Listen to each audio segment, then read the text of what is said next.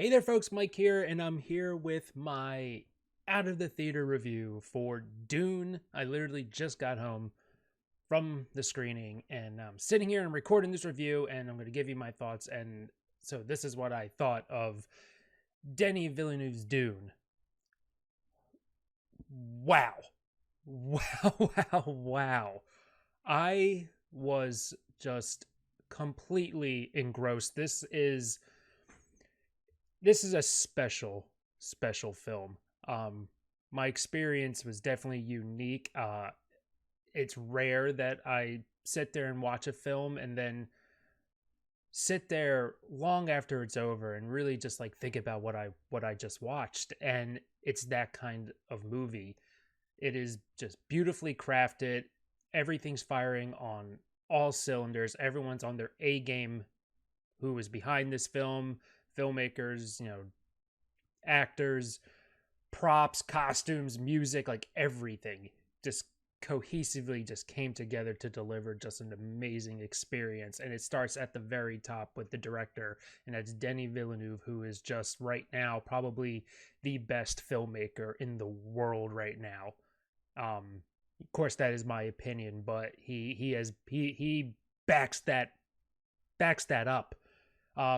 Blade Runner 2049, Arrival, Sicario, Enemy, Prisoners. This man delivers just incredible films one after another, and here he's at the top of his game, like no doubt. This material, Dune, this story, this book is just perfect for a filmmaker like Denny. And I could not imagine anyone else really bringing Dune back to the big screen. Of course, there are different iterations of Dune that were adapted. Of course, David Lynch's film, and then there was the miniseries as well. But the fact that we're in the 2021 and a movie like this was made is incredible to me. It's very hard for movies like this to be made, especially at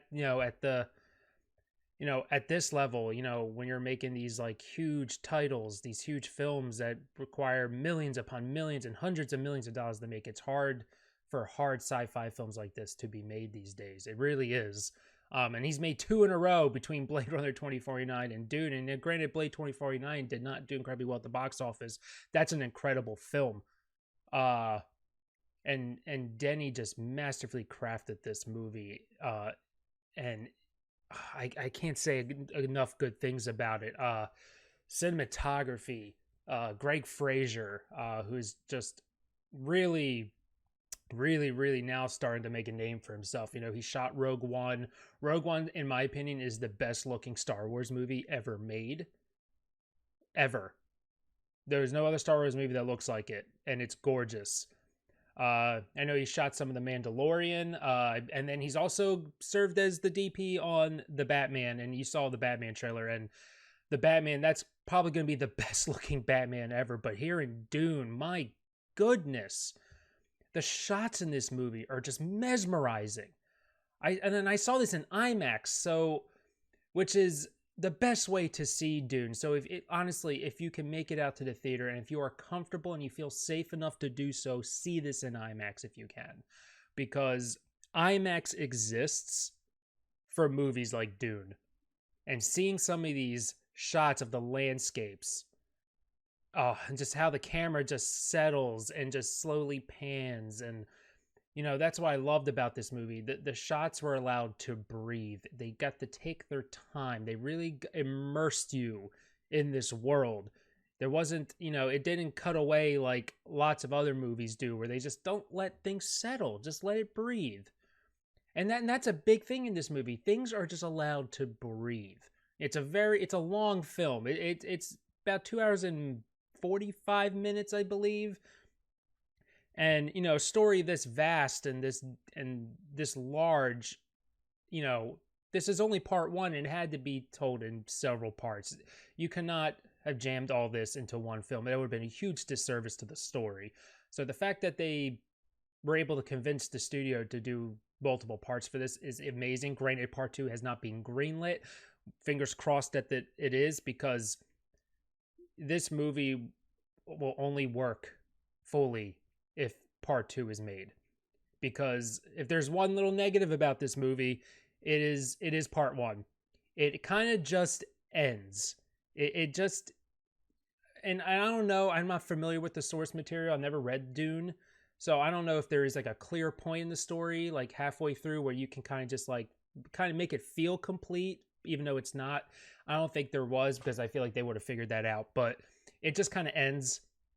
So really hoping for part two. But no, back to the, just, and it's one of the most visually impressive movies. Everywhere from just costume designs, sets, the technology in the film. Like, there's some really unique looking things in this movie. It's very, very cool. Like, for example, the aircrafts in this film, the blades, they're not helicopters, but the blade, the blades of these vehicles, they flutter like dragonfly wings, and it's so cool to see, and seeing them maneuver, like, just, and oh my god, and the action scenes. The action scenes they're not numerous. There's not a ton, but when there is an action sequence, these set pieces are so masterfully put together. They're choreographed beautifully.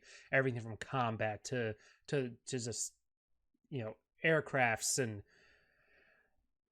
the best thing about the action in this movie, it's not wasted. It's not just there to be there. It really, really enhances the story. It really supplements the story. Since I was mentioned earlier, everything in this movie can breathe. The story, like I said, can take its time. It can develop its characters. It can just really let the story move at a nice pace, because it's wonderfully paced. Because they have that benefit of having a part two.